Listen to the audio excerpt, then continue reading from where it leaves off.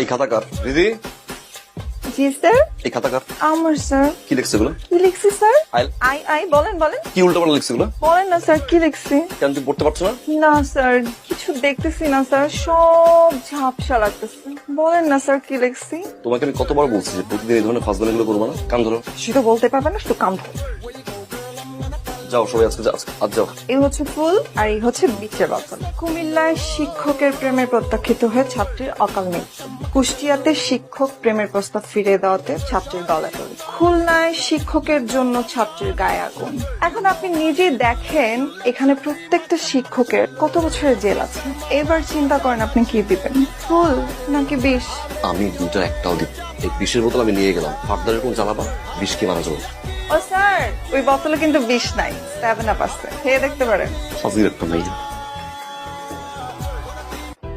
কোথায় গেছিলেন মা জননী? আব্বা আপনি আমার সাথে কথা বলবেন না। আমার অপরাধ? আপনি আমাকে ভালোবাসেন না আব্বা? আমি আপনার পিতা, আমি আপনাকে ভালোবাসি না? কি বলেন আম্মা জান এটা? আপনি যে আমাকে 16 প্রো ম্যাক্স কিনে দিচ্ছেন সেটার গ্লাস প্রোটেক্টর কে কিনে দিবে? 1,80,000 টাকা দিয়ে আইফোন কিনে আনছেন আর মাত্র 400 টাকার গ্লাস প্রোটেক্টর কিনে দেন এই বলে আপনি আমারে ভালোবাসেন না? আজকেই আপনার প্রোটেক্টর আমি কিনে দেওয়ার ব্যবস্থা করতেছি। ঠিক আছে এবার বলেন কি বলবেন? এই যে পরীক্ষায় আপনি -3 পাইছেন, আমার মান সম্মান তো সব ফুট হয়ে গেল মা জননী। আমার কি দোষ আব্বা? আমি বইতে যা থাকে তাই পড়ি তাই লিখে আসি। এখন স্যাররা যদি আমাকে নাম্বার না দেয় এটা কি আমার দোষ বলেন? আপনি সত্যি বলতেছেন মা জননী? এই যে আপনার গা ছুঁয়ে বলতেছি আমি একদম সত্যি বলতেছি। আচ্ছা যাক, আই লাভ ইউ স্যার। আজকেও আপনি আমাকে ভালোবাসি বললেন না? এত রিউড কেন আপনি? সারাক্ষণ রাত নাকি? আই লাইক ইট, ভাল লাগে ব্যাপারটা।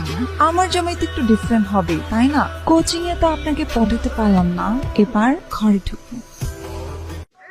শরীরটাই খারাপ আজকে। খারাপ আছিল, এখন ভালো হয়ে গেছে। আমি তো পাত্রী পায়া গেছি। কই পেয়ে গেছো? কোচিং এ তুই পড়াস। কে? রিদি তুমি কি পাগল হয়ে গেছো মা? আপনি আর খবর পাইছো কই? তোমার তো বেহায়া অসভ্য বান্দর একটা মেয়ে আছে। খবরদার, তুই এই মেয়েরে নিয়ে একটা বাজে কথা বলবি না, তাইলে কিন্তু আমি তোরে ঘর থেকে বাই করে দেবো। সমস্যা কি তোমার? তোমার সাহস। তাই মেয়ে বেরো বেরো। দেখছেন আমার সাথে কেমন করে? অবশ্য করলে করুক, আমার কিছু আসে যায় না। আমার সাথেই তো রাগ করবে তাই না? মাশাআল্লাহ।